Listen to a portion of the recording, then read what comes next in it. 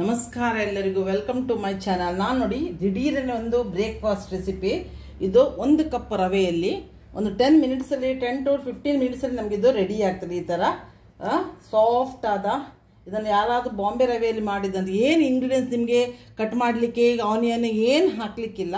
ಈ ಥರ ಸೆಕೆಗಾಲದಲ್ಲಿ ಸಮ್ಮರಲ್ಲಿ ಗ್ಯಾಸ್ ಹತ್ರ ಹೋಗ್ಲಿಕ್ಕೆ ಯಾರಿಗೆ ಎಲ್ಲರಿಗೂ ಹೆಂಗಸರಿಗೆ ಗ್ಯಾಸ್ ಹತ್ರ ಹೋಗ್ಲಿಕ್ಕೆ ಪ್ರಾಬ್ಲಮ್ ಆಗಿದೆ. ಸೊ ಆಗ ನೀವು ದಿಢೀರನೆ ಬೆಳಗಾತೆ ಎದ್ದು ಫರ್ಮೆಂಟೇಷನ್ಗೆ ಇಡಲಿಕ್ಕೆ ಏನಿಲ್ಲ, ಈ ಥರ ದಿಢೀರನೆ ಅದೊಂದು 1 ಕಪ್ ರವದಲ್ಲಿ ಬಾಂಬೆ ರವದಲ್ಲಿ ದಿಢೀರನೆ ಬ್ರೇಕ್ಫಾಸ್ಟ್ ಹೇಗೆ ಮಾಡೋದಂತ ನಾನು ಇವತ್ತು ಈ ಥರ ಬರ್ತದೆ. ಅದು ಬ್ರೇಕ್ಫಾಸ್ಟ್ ಹೇಗೆ ಮಾಡೋದು ನಾನು ಇವತ್ತು ನಿಮಗೆ ತೋರಿಸಿಕೊಡ್ತಾ ಇದ್ದೇನೆ.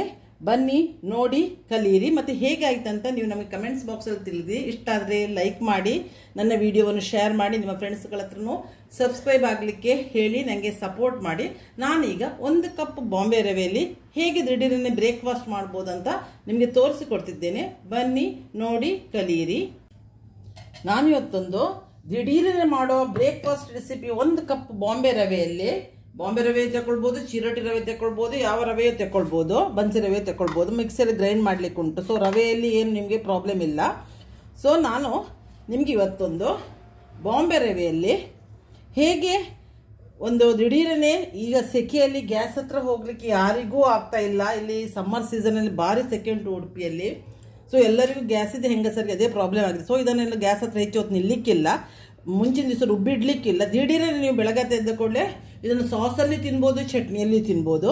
ಸೊ ಅಂತ ಒಂದು ರೆಸಿಪಿಯನ್ನು ನಿಮಗೆ ಇವತ್ತು ಬ್ರೇಕ್ಫಾಸ್ಟ್ ರೆಸಿಪಿಯನ್ನು ಶೇರ್ ಮಾಡ್ತಾ ಇದ್ದೇನೆ. ಇದರಲ್ಲಿ ನಾನು 1 ಕಪ್ ಬಾಂಬೆ ರವೆ ತಗೊಂಡಿದ್ದೇನೆ. ಯಾವ ಕಪ್ಪಲ್ಲಿ ಬಾಂಬೆ ರವೆ ತಗೊಂಡಿದ್ದೇನೆ ಅದೇ ಕಪ್ಪಲ್ಲಿ ನಾನು ನೀರು ಹಾಕ್ತೇನೆ. ಇದು ಗ್ರೈಂಡ್ ಮಾಡಲಿಕ್ಕುಂಟು. ನೀರು ಹಾಕಿದೆ. ಇದಕ್ಕೆ ರುಚಿಗೆ ಉಪ್ಪು ಹಾಕ್ತೇನೆ ನಾನು, ಮತ್ತು ಸ್ವಲ್ಪ ಟೇಸ್ಟ್ ಬರಲಿಕ್ಕೆ ತಕ್ಕ ಅಷ್ಟೇ ಇದು ಶುಗರ್ ಹಾಕ್ತೇನೆ, 1 ಟೇಬಲ್ ಸ್ಪೂನ್ ಅಷ್ಟು. ಅದು ಗ್ರೈಂಡ್ ಆಗಲಿ. ಈಗ ನಾನು ಇದನ್ನು ಮತ್ತೆ ಇದಕ್ಕೆ, ಇದು ನಾವು ದಿಢೀರನೆ ಮಾಡೋದಲ್ಲ, ಏನು ಫರ್ಮೆಂಟೇಷನ್ಗೆ ನಾವು ಇಡುವುದಿಲ್ಲಲ್ಲ. ಸೊ ಅದಕ್ಕಾಗಿ ನಾನೀಗ ಇಲ್ಲೊಂದು 3 ಟೇಬಲ್ ಸ್ಪೂನ್ ಅಷ್ಟು ಮೊಸರು ಹಾಕ್ತೇನೆ. ಇದು ಫರ್ಮೆಂಟೇಷನ್ ಕೆಲಸ ಮಾಡ್ತದೆ. ದಿಢೀರನೆ ನಿಮಗೆ ಮಾಡ್ಬೋದು. 10 ನಿಮಿಷ ಇಟ್ಟರೆ, 10 ನಿಮಿಷ ನೀವು ಇಟ್ಟರೆ ಈ ನಿಮಗೆ ರೆಸಿಪಿ ರೆಡಿಯಾಗಿ. ದೋಸೆ ಮಾಡೋದು ಅಲ್ಲ ಇದು, ಇಡ್ಲಿ ಮಾಡಲಿಕ್ಕೂ ಇಲ್ಲ, ಆ ಒಯ್ಯುವ ಕೆಲಸವೂ ನಿಮಗೆ ಉಳಿಯುತ್ತದೆ. ಸೊ ಈಗ ನಾನು ಇದರಲ್ಲೆಲ್ಲ ಇಂಗ್ರೀಡಿಯೆಂಟ್ಸ್ ಮಿಕ್ಸಿ ಜಾರಿಗೆ ಹಾಕಿದೆ. ಬಾಂಬೆ ರವೆ 1 ಕಪ್ ನೀರು ಹಾಕಿದೆ, ರುಚಿಗೆ ಉಪ್ಪು, 1 tablespoon sugar, 3 tablespoon curd ಹಾಕಿ ಈಗ ಮಿಕ್ಸಿಯಲ್ಲಿ ನಾನು ಕರೆದುಕೊಂಡು ತರ್ತೇನೆ ನಿಮಗೆ. ಈಗ ನಾನು ಇದನ್ನು ಒಂದು ಪಾತ್ರೆಗೆ ತೆಗಿತೇನೆ. ನೋಡಿ ನುಣ್ಣಗೆ ಅರ್ದುಕೊಂಡು ಬಂದಿದ್ದೇನೆ. ಇದಕ್ಕೆ ನೀರೇನು ಹಾಕೋದಿಲ್ಲ, ಇಷ್ಟೇ. ಇನ್ನು ಇದನ್ನು ನಾವೊಂದು 10 ನಿಮಿಷ ರೆಸ್ಟಿಗೆ ಇಡುವ. ಯಾಕಂದ್ರೆ ನಾವು ಏನು ಫರ್ಮೆಂಟೇಷನ್ಗೆ ಏನು ಹಾಕಲಿಲ್ಲಲ್ಲ. ಸೊ ಒಂದು 10 ನಿಮಿಷ ರೆಸ್ಟಿಗೆ ಇಡುವ. ಇದು ಈಸಿ ಅಂದರೆ ನೀವು ನೋಡಿದ್ರೆ ನಿಮ್ಗೆ ನಂಬಲಿಕ್ಕೆ ಸಹ, ಮತ್ತು ರುಚಿಯೂ ಆಗ್ತದೆ. ಇದು ಕೊಬ್ಬರಿ ಚಟ್ನಿಯಲ್ಲಿ ತಿನ್ಬೋದು, ನೀವು ಸಾಸಲ್ಲಿ ತಿನ್ಬೋದು, ಸಾಯಂಕಾಲಕ್ಕೂ ಮಾಡ್ಬೋದು, ಬೆಳಗತ್ತಕ್ಕೂ ಮಾಡ್ಬೋದು. ಈ ಸೆಕೆ ಸಮ್ಮರ್ ಸೀಸನಲ್ಲಿ ಕಿಚನ್ ಹತ್ರ ಹೋಗ್ಲಿಕ್ಕೆ ಯಾರಿಗೆ ಇಷ್ಟ ಇರೋದ್ರಲ್ಲಿ ಬ್ರೇಕ್ಫಾಸ್ಟ್ ದಿಢೀರನೆ ಮಾಡೋರಿಗೆ ಇದು ದಿ ಬೆಸ್ಟ್ ಮಾತ್ರ. ನಾನು ಇದಕ್ಕೆ ಸ್ವಲ್ಪ ಒಂಥರ, ನನಗೆ ಜೀರಿಗೆ ಯಾವಾಗಲೂ ಖುಷಿ ಅಂತ ಹೇಳ್ತೇನಲ್ಲ, ಒಂದು ಅರ್ಧ ಟೇಬಲ್ ಸ್ಪೂನ್ ಅಷ್ಟು ಜೀರ ಹಾಕ್ತೇನೆ ಇದಕ್ಕೆ. ಅದು ಒಳ್ಳೆ ಸ್ಮೆಲ್ ಕೊಡ್ತದೆ ಜೀರ. ಮತ್ತು ನಾನು 1 ಟೇಬಲ್ ಸ್ಪೂನ್ ಅಷ್ಟು ಕುಕ್ಕಿಂಗ್ ಆಯಿಲ್ ಹಾಕಿ ಒಂದು 10 ಮಿನಿಟ್ಸ್ ಇಡ್ತೇನೆ. ನಾನು ಅದು ಮಾಡೋ ಪ್ರೋಸೆಸ್ ತೋರಿಸ್ತೇನೆ ನಿಮಗೆ. ಇದು ಈ ಥರನೂ ಮಾಡ್ತಾರಂದರೆ ನಿಮ್ಗೆ ಇದಾಗ್ಬೋದು. ಏನಿಲ್ಲ, ಗ್ಯಾಸ್ ಹತ್ರ ಹೋಗುವ ಅವಶ್ಯಕತೆ ಹೆಚ್ಚೊತ್ತು ನಿಲ್ಲಬೇಕಾಗಿಲ್ಲ. ಇಡ್ಲಿ ಏನು ದೋಸೆ ಮಾಡ್ತಾ ನಿಲ್ಬೇಕಂತ ಏನಿಲ್ಲ. ಇದನ್ನು ಚೆಂದ ಮಾಡಿ ನಾವು ಈಗ ಜೀರಿಗೆಲ್ಲದು ಸ್ಮೆಲ್ಲು ಒಳ್ಳೆ ಕೊಡ್ತದೆ. ನೋಡಿ ಈ ಥರ ದಪ್ಪ ಉಂಟಿದ್ದು ಹಿಟ್ಟು. ನಾನಿದನ್ನು 10 ನಿಮಿಷ ಇದನ್ನು ರೆಸ್ಟಿಗೆ ಇಡ್ತೇನೆ. ದಿಢೀರನೂ ಮಾಡ್ಬೋದು, ನಾನು ಇಡ್ತೇನೆ. ಟೈಮ್ ಉಂಟು ನನಗೆ. ನಿಮಗೆ ಟೈಮ್ ಇಲ್ಲ ಇದ್ದರೆ ನೀವು ದಿಢೀರನೆ ಮಾಡ್ಬೋದು. ಈಗ ನಾನು ಟೈಮ್ ಇರಲಿಕ್ಕೆ ಹೋಗಿ ಇದನ್ನು 10 ಮಿನಿಟ್ಸ್ ರೆಸ್ಟಿಗೆ ಇಡ್ತೇನೆ. ಮತ್ತು 10 ಮಿನಿಟ್ಸ್ ಆದ ನಂತರ ನಾನು ಉಳಿದ ಪ್ರೋಸೆಸನ್ನು ನಿಮಗೆ ತೋರಿಸ್ತೇನೆ. ಈಗ ನೋಡಿ ನಾನು 10 ಮಿನಿಟ್ಸ್ ಆಯಿತು ರೆಸ್ಟಿಗೆ ಇಟ್ಟು. ಇದನ್ನು 10 ಮಿನಿಟ್ಸ್ ನಾನು ಯಾಕೆ ರೆಸ್ಟಿಗೆ ಇಟ್ಟಿದ್ದೇನೆ ಅಂತ ಹೇಳಿಕೊಳ್ಳಿ, ಇದು ಬಾಂಬೆ ರವೆ ನೋಡಿ, ನಾವು ಇದು ನೆನೆಸಿಡ್ಲಿಲ್ಲಲ್ಲ, ಅದೀಗ ನೋಡಿ ದಪ್ಪ ಆಯಿತು ಹಿಟ್ಟು. ಅದು ನೀರನ್ನೆಲ್ಲ ಎಳ್ಕೊಂಡು ಬಾಂಬೆ ರವೆ ಈಗ ಸಾಫ್ಟ್ ಆಯಿತು. ಈಗ ನಾನು ಸ್ವಲ್ಪ ಇದಕ್ಕೆ 1/4 ಟೇಬಲ್ ಸ್ಪೂನ್ಸ್ಗಿಂತಲೂ ಕಡಿಮೆ ನಾನು ಅಡಿಗೆ ಸೋಡಾ, ಈಟಿಂಗ್ ಸೋಡಾ ಹಾಕ್ತಾ ಇದ್ದೇನೆ. ಅದು ದಿಢೀರನೆ ನಾವು ಮಾಡ್ಲಿಕ್ಕೆ ಹೋಗಿ ಸ್ವಲ್ಪ ಉಬ್ಲಿಕ್ಕೆ ನೋಡಿ ಕೈಯಲ್ಲಿ ತೋರಿಸ್ತೀನಿ ನೋಡಿ. 1/4 ಟೇಬಲ್ ಸ್ಪೂನ್ಸ್ಗಿಂತ ಕಡಿಮೆ, ಇಷ್ಟೇ ನೋಡಿ, ಪಿಂಚ್ ಮಾತ್ರ ಅಷ್ಟು ನಾನು ಈಟಿಂಗ್ ಸೋಡಾ ಹಾಕ್ತಾ ಇದ್ದೇನೆ. ಇದನ್ನು ಚೆಂದ ಮಾಡಿ ಕಲಸು. ಈಟಿಂಗ್ ಸೋಡಾ ಹಾಕುವ ಕೂಡಲೇ ಬೇಯಲಿಕ್ಕೆ ಇಡಬೇಕು ಇದನ್ನು. ಸೊ ನಾನು ಅಲ್ಲಿ ಗ್ಯಾಸಲ್ಲಿ ನೀರು ಬಾಯ್ಲ್ ಮಾಡಲಿಕ್ಕೆ ಇಟ್ಟ ಕೂಡಲೇ ಈಟಿಂಗ್ ಸೋಡಾ ಹಾಕಿದ್ದೇನೆ. ಈಗ ಇದನ್ನು ನಾನು ಬೇಯಲಿಕ್ಕೆ ಇಡ್ತೇನೆ, ತೋರಿಸ್ತೇನೆ ನಾನು ನಿಮಗೆ. ಇಲ್ಲಿ ನೋಡಿ, ನಾನು ಗ್ಯಾಸಲ್ಲಿ ಒಂದು ಬಣಲೆಯಲ್ಲಿ ನೀರಿಟ್ಟಿದ್ದೇನೆ. ಯಾವುದಾದ್ರು ಒಂದು ಸ್ಟ್ಯಾಂಡ್ ಇಡ್ಬೋದು. ನಾನಿಲ್ಲಿ ಇದೊಂದು ತಟ್ಟೆಯನ್ನು ಇಟ್ಟಿದ್ದೇನೆ ಕೌಜಿ. ಇದರಲ್ಲಿ ನಾನೀಗ ಮಾಡೋದು ಸ್ಟೀಮ್ ಬರಿಸ್ಲಿಕ್ಕೆ ಉಂಟಿದೆ 10 ಮಿನಿಟ್ಸ್. ಈ ಬಟ್ಲನ್ನು ಇದರಲ್ಲಿ ಇಟ್ಟಿದ್ದೇನೆ. ಸೊ ಇದು ನೋಡಿ, ಸೋಡಾ ಪೌಡರ್ ಹಾಕಬೇಕು. ನಾವು ಇದನ್ನು ಇಲ್ಲಿ ಇದರ ಮೇಲೆ ಹಾಕ್ತೇನೆ.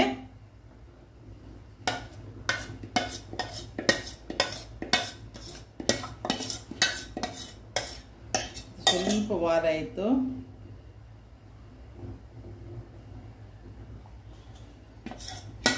ಇದನ್ನು ಹೀಗೆ ಹಾಕ್ತೇನೆ. ಇದರ ಮೇಲೆ ನಾನು ಸ್ವಲ್ಪ ಇದನ್ನು ರೆಡ್ ಚಿಲ್ಲಿ ಪೌಡರನ್ನು ಸ್ವಲ್ಪ ಖಾರಕ್ಕೆ, ಅದು ನೋಡ್ಲಿಕ್ಕೆ ಲುಕ್ಕಿಗೆ ಒಳ್ಳೆ ಕೊಡ್ತದೆ. ಮೀಡಿಯಂ ಫ್ಲೇಮಲ್ಲಿ ಇದನ್ನು ನಾವು ಬೇಯಿಸುವ.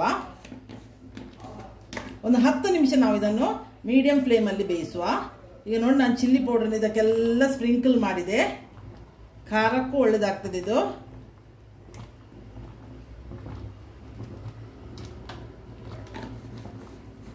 ಈಗ ನಾನು ಲಿಡ್ ಮುಚ್ಚಿದನ್ನು 10 ಮಿನಿಟ್ಸ್ ಬೇಯಿಸ್ತೇನೆ. ಬೇಯಿಸಿ ನಿಮಗೆ ಬೆಂದ ನಂತರ ತೋರಿಸ್ತೇನೆ. ಈಗ ನೋಡಿ 12 ಮಿನಿಟ್ಸ್ ಆಯಿತು. ಬೆಂದಿದ ನೋಡುವ. ನಾವು ಒಂದು ಇದಕ್ಕೆ ಹಾಕಿ ಕಡ್ಡಿ ಹಾಕಿ ನೋಡಿ ಬೆಂದಿದೆ. ಏನು ಹಿಡಿಯೋದಿಲ್ಲ. ಎಲ್ಲ ಬದಿಗೆ ಹಾಕಿ ನೋಡಿದ್ರು ಏನು ನೋಡಿ ಹಿಡಿಯೋದಿಲ್ಲ. ಒಳ್ಳೆ ಬೆಂದಿದೆ. ಈಗ ನಾನು ಗ್ಯಾಸನ್ನು ಆಫ್ ಮಾಡ್ತೇನೆ. ಆಫ್ ಮಾಡಿ ಇದನ್ನು ತಣಿಬೇಕು. ಕಟ್ ಮಾಡೋ ಮೊದಲು ನಾನು ಇದನ್ನು ನಿಮಗೆ ಒಂದು 10 ಮಿನಿಟ್ಸ್ ಇದು ತಣಿಬೇಕು. ತಣಿದ ನಂತರ ನಾನು ನಿಮಗೆ ಕಟ್ ಮಾಡಿ ಮತ್ತು ಉಳಿದ ಒಂದು ಸಣ್ಣ ಪ್ರೋಸೆಸ್ ಉಂಟು, ಅದನ್ನು ನಿಮಗೆ ನಾನು ತೋರಿಸ್ತೇನೆ.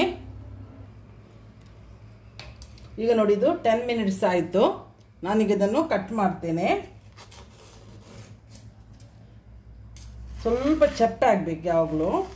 10 ಮಿನಿಟ್ಸ್ ಬಿಟ್ಟು ನಾನೀಗ ಕಟ್ ಮಾಡ್ತಾ ಇರೋದು. ಇದು ನಮ್ಗೆ ಯಾವ ಶೇಪ್ ಬೇಕೋ ಆ ಶೇಪಲ್ಲಿ ನಾವು ಕಟ್ ಮಾಡ್ಬೋದು.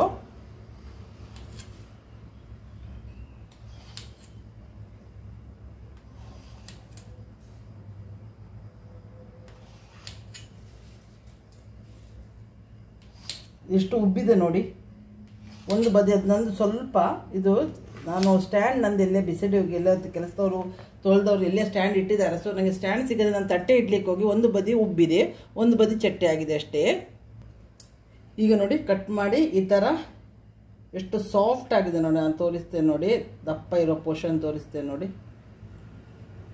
ಈ ಥರ ಇದರಲ್ಲಿ ಸಾಸ್ ಹಾಕಿ ತಿನ್ಬೋದು, ನೀವು ಚಟ್ನಿ ಹಾಕಿ ತಿನ್ಬೋದು. ನಾನು ಪುನಃ ಇದನ್ನೊಂದು ಸ್ವಲ್ಪ ಎಣ್ಣೆಯಲ್ಲಿ ಜಸ್ಟ್ ಒಂಚೂರು ಬಿಸಿ ಮಾಡಿ ಇಡ್ತೇನೆ. ಯಾಕಂದರೆ ಕೆಲವೊಮ್ಮೆ ನಮ್ಮಲ್ಲಿ ಯಾವಾಗಲೂ ಬಿಸಿ ಬಿಸಿ ತಿನ್ನುವುದು. ಬ್ರೇಕ್ಫಾಸ್ಟಿಗೆ ಬರುವಾಗ ಲೇಟ್ ಆಯ್ತು ಅಂತಂದ್ರೆ ಬ್ರೇಕ್ಫಾಸ್ಟ್ ತಿನ್ನಲಿಕ್ಕೆ ಇದೆಲ್ಲ ಬೇಯಿಸಿಟ್ಟಂತ ತಂದಿರ್ತದಲ್ಲ.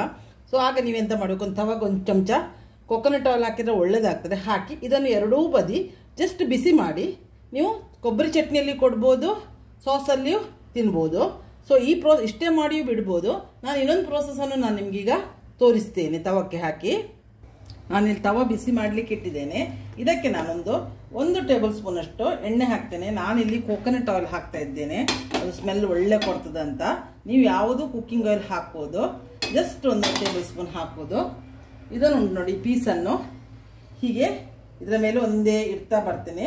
ಎರಡೂ ಬದಿ ಕಾಯಿಸಿ ತೆಗೆಯುವ. ಇದನ್ನು ನೋಡಿ, ಹೆಲ್ತಿಗೂ ಇದು ಒಳ್ಳೆಯದು. ಯಾರು ಉಪವಾಸದವರು ಇದು ನೀವು ತಿನ್ಬೋದು. ಇದಕ್ಕೆ ಏನು ನೀರುಳ್ಳಿ ಏನು ಕಟ್ ಮಾಡ್ಲಿಕ್ಕೆ ಏನಿಲ್ಲ. ಈಸಿ ಬ್ರೇಕ್ಫಾಸ್ಟ್ ರೆಸಿಪಿ ಇದು. ಕೊಬ್ಬರಿ ಚಟ್ನಿಯೂ ಮಾಡ್ಬೋದು, ಸಾಸಲ್ಲಿ ತಿನ್ಬೋದು. ಯಾಕಂದ್ರೆ ಇದು ನಾನು ಮೆಣಸಿನ ಪುಡಿ ಮೇಲೆ ಉದುರಿಸ್ಲಿಕ್ಕೆ ಹೋಗಿ ನೀವು ಟೊಮೆಟೊ ಸಾಸಲ್ಲಿ ತಿನ್ಬೋದು. ನಾನು ಇವತ್ತು ಟೊಮೆಟೊ ಸಾಸಲ್ಲಿ ಸರ್ವ್ ಮಾಡ್ತಾ ಇದ್ದೇನೆ. ಸೊ ಇದು ದಿಢೀರನೆ ಈ ಸೆಕೆಗಾಲದಲ್ಲಿ ಯಾರಿಗೆ ಗ್ಯಾಸಲ್ಲಿ ಹೋಗಿ ಅಡುಗೆ ಮಾಡಲಿಕ್ಕೆ ಪ್ರಾಬ್ಲಮ್ ಆಗ್ತದ ಅವರಿಗೆ ದಿ ಬೆಸ್ಟ್ ಬ್ರೇಕ್ಫಾಸ್ಟ್ ರೆಸಿಪಿ ಇದು. ನೀವೆಲ್ಲ ಟ್ರೈ ಮಾಡಿ ಇದನ್ನು. ನಾನು ನಿಮ್ಗೆ ಇದು ಒಳ್ಳೇದಾಗ್ಬೋದು ಅಂತ ಭಾವಿಸಿದ್ದೇನೆ ಈ ತಿಂಡಿ. ಅದಕ್ಕಾಗಿ ನಾನು ಇವತ್ತು ನಿಮಗೆ ಮಾಡಿ ತೋರಿಸ್ತಾ ಇದ್ದೇನೆ. ರುಚಿಯಲ್ಲಿ ಇದೊಂಥರ ಡಿಫ್ರೆಂಟ್ ಟೇಸ್ಟ್ ಆಗ್ತದೆ. ನಾವು ಕಡು ಬೇಯಿಸಿದಾಗೆ ಬೇಯಿಸಿದ ಇಡ್ಲಿ ಪಾತ್ರೆಯಲ್ಲೂ ಬೇಯಿಸ್ಬೋದು, ಬಣಲಲ್ಲೇ ಬೇಯಿಸ್ಬೇಕಾಗೇನಿಲ್ಲ. ನಾನು ಸ್ವಲ್ಪ ಮಾಡ್ಲಿಕ್ಕೆ ಹೋಗಿ ನಾನು ನಿಮಗೆ ಬಣಲಲ್ಲಿ ಬೇಯಿಸಿದ್ದೇನೆ. ಇಡ್ಲಿ ಪಾತ್ರೆಯಲ್ಲಿದ್ದರೆ ಬಟ್ಲಿಗೆ ಹಾಕಿ ಇಡ್ಲಿ ಪಾತ್ರದಲ್ಲಿ ಬೇಯಿಸಿ 10 to 12 ಮಿನಿಟ್ಸ್ ಸ್ಟೀಮ್ ಬರಿಸಿ ಮಾತ್ರ ಮೀಡಿಯಂ ಫ್ಲೇಮಲ್ಲಿ. ಯಾಕಂದರೆ ಇದು ಬಾಂಬೆ ರವೆ ಆಗ್ಲಿಕ್ಕೆ ಹೋಗಿ ಗೋಧಿ ಅಲ್ಲ, ಅಕ್ಕಿಗಿಂತ ಇದು ಬೇಯಲಿಕ್ಕೆ ಸ್ವಲ್ಪ ನಮಗೆ ಟೈಮ್ ತಗೊಳ್ತದೆ. ಎರಡೂ ಬದಿ ಇದನ್ನಾಗೆ ನಾನೀಗ ಕಾಯಿಸಿ ಇದನ್ನು ತೆಗಿತೇನೆ. ಜಸ್ಟ್ ಬಿಸಿ ಮಾಡಿದ್ರೆ ಸಾಕು. ಇದು ಆಪ್ಷನಲ್, ಮಾಡಬೇಕಂತಿದ್ರೆ ಮಾತ್ರ ಮಾಡಿ. ಕೆಲವರು ಆಯಿಲ್ ಎಲ್ಲ ಡಯಟ್ ಇರೋರು ಅದನ್ನು ಮಾಡಬೇಕಾಗೇನೋ ಇಲ್ಲ. ನೋಡಿ, ಎರಡೂ ಬದಿ ಕಾಯಿತು. ಎಲ್ಲ ನನ್ನ ಸಬ್ಸ್ಕ್ರೈಬರಿಗೂ ವ್ಯೂವರ್ಸಿಗೂ ಥ್ಯಾಂಕ್ಸ್. ಆದಷ್ಟು ನೀವು ನನಗೆ ನೋಡುವವರು ಆದಷ್ಟು ಸಬ್ಸ್ಕ್ರೈಬ್ ಆಗಿ ನೋಡಿ. ಸಬ್ಸ್ಕ್ರೈಬ್ ಆದವರು ಪುನಃ ಸಬ್ಸ್ಕ್ರೈಬ್ ಬಟನ್ ಒತ್ತಬೇಡಿ. ಸಬ್ಸ್ಕ್ರೈಬ್ ಆಗದವರಿಗೆ ಹೇಳೋದು ನಾನಿದು. ಮತ್ತು ಇಷ್ಟ ಆದರೆ ಲೈಕ್ ಮಾಡಿ, ನನ್ನ ವಿಡಿಯೋವನ್ನು ನಿಮ್ಮ ಫ್ರೆಂಡ್ಸ್ಗಳಿಗೆ ಶೇರ್ ಮಾಡಿ, ಅವರ ಹತ್ರ ನನಗೆ ಸಬ್ಸ್ಕ್ರೈಬ್ ಆಗಲಿಕ್ಕೆ ಹೇಳಿ ನನಗೆ ಸಪೋರ್ಟ್ ಮಾಡಿ. ನಾನು ಈ ಥರ ನಿಮಗೆ ಈಸಿ ಆಗುವಂಥ ರೆಸಿಪಿಗಳನ್ನು ತಂದು ಮಾಡಿ ತೋರಿಸ್ತಾ ಇರ್ತೇನೆ. ನಾನು ಇನ್ನೊಂದು ದಿವಸ ಬರುವಾಗ ಒಂದು ಒಳ್ಳೆ ರೆಸಿಪಿ ಒಂದು ಬಂದು ನಿಮ್ಮನ್ನು ಮೀಟ್ ಆಗ್ತೇನೆ. ಅಲ್ಲಿವರೆಗೆ ಬಾಯ್. Thank you.